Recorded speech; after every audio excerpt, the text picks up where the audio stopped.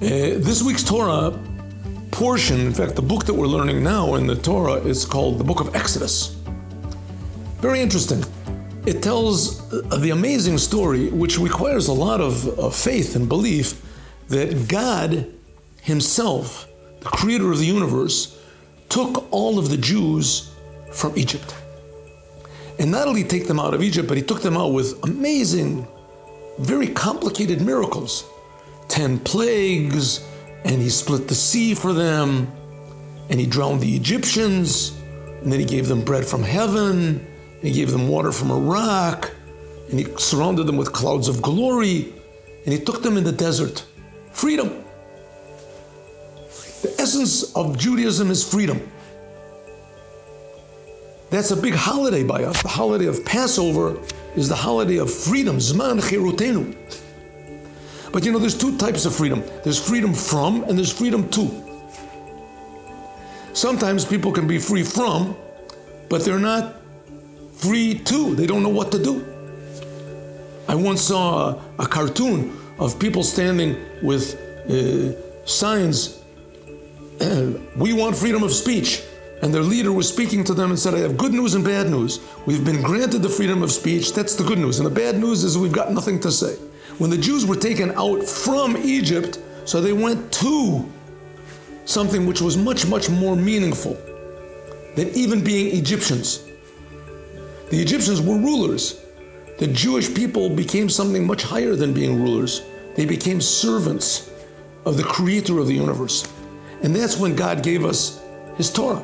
The Torah is a happy book. King David said in the book of Psalms, in Psalm 119,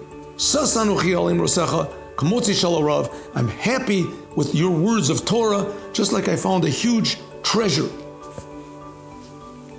Because what exactly is the Torah? The Torah is the will and the wisdom of the Creator who's creating us right now. And just like we are real right now, and we're alive, and we don't understand what our life is, but we know that it's very precious, so also the Torah is alive. And it also is infinitely precious, but only the inside of it.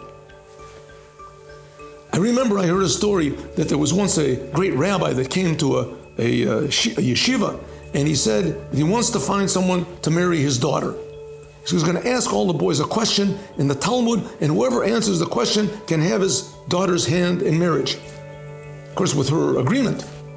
So he gave the question. It was very difficult. The boys sat up the whole night. In the morning, the rabbi said, is there anyone who has the answer? Nobody did.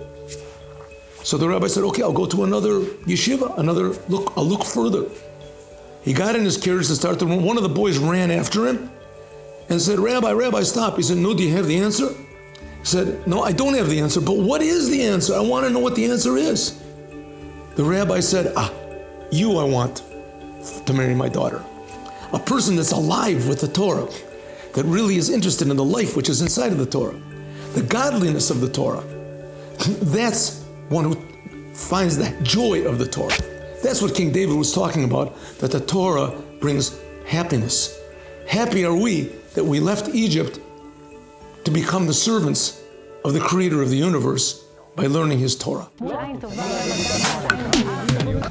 of Wisdom. Sub-brief and life-changing moments. Join us. Subscribe to Moment of Wisdom channels on YouTube, Telegram, Facebook, Instagram, and WhatsApp.